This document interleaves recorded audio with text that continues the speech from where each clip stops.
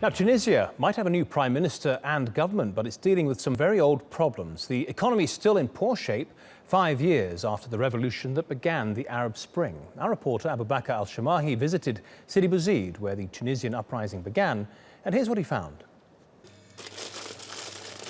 Maher's day isn't over. His 16-hour working day takes him from the neighborhood corner shop to Sidi Bouzid's central market. He dropped out of university, unable to afford his studies. Now, he earns around $6 on an average day, enough to get by, but not enough to build a future with. We are living and waiting for death. There's no hope. The current economic climate doesn't encourage you at all. It doesn't encourage you to have hope. There are unemployed people who cannot find solutions and haven't been given any hope. It might not look like it, but Maher is luckier than most. Unemployment is one of the major problems in Tunisia, especially in country towns with little industry and no tourism sector, like Sidi Bouzid. The Arab Spring started here in 2011, fueled by angry young people, like Mohamed Bouazizi, whose suicide started the protests. This is where Mohamed Bouazizi set himself on fire, an action that changed the course of the region's history. His death represented anger at state corruption, as well as the inability of many to make a living.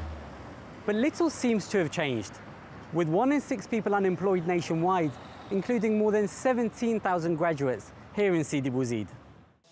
The newly appointed government now promises to tackle the issue.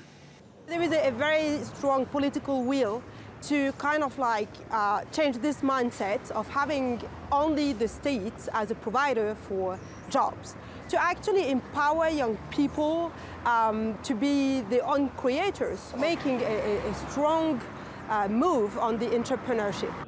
Rights campaigners say the consequences of unemployment are already starting to show. They're going to continue to demonstrate with the support of civil society, of course, but there are other youths who are going to choose other ways that have no relationship with a really peaceful protest. They are going to continue to look for ways outside Tunisia for jihadism. Suicide is going to carry on to be the same problem, or even is going to increase. If these trends of hopelessness continue, then the government may face a situation it can't contain. Abubakr al Shamahi, TRT World, Tunisia. Well, we're joined in the studio now by Muhsin Naimi. He was the producer on that report and just returned from Tunisia. Muhsin, it's been over 5 years now since Tunisia got rid of a dictator, became a democracy, and yet unemployment is still as bad as ever. This is quite dangerous for Tunisia, isn't it? It is. We're talking about like 15% of unemployed people. This number reached to 30% when you talk about youth. And especially the case in interior towns when there is no industry and when there is no tourism, which obviously is a big part of the Tunisian economy. And this is very important for the government for many reasons. First of all, this kind of attitude and this kind of situation can bring people to be more and more angry, which can lead to civil uprising, which more or less happened in the Arab Spring in 2011. That's right. The second thing, it's more of the people are going for economic migration. We're already seeing some people crossing more and more the Mediterranean to reach Italy and other European countries. Which is a very dangerous route. A lot of people die on that route. A lot of people are dying, and right now it's before the winter, so basically people are taking the chance before it's getting too cold and too dangerous.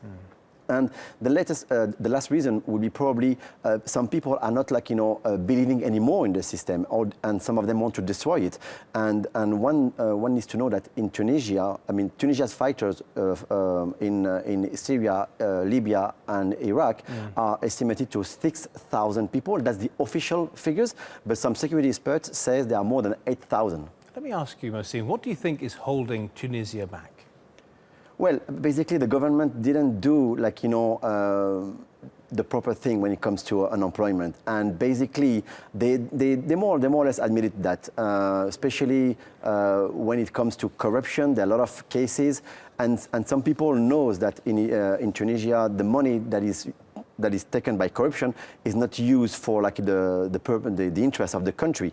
And that's one of the reasons the government is tackling corruption and is also trying to put like, you know, a priority and efforts into a job unemployment for the youth and especially and also for the rest of the population.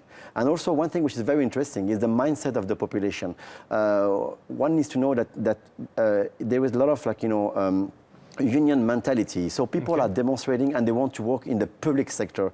And obviously it's not sustainable for the government, especially during economic crisis. Okay, Mohsin, thank you very much. We're going to be taking a look at the Tunisian tourism sector tomorrow. But for now, thank you very much.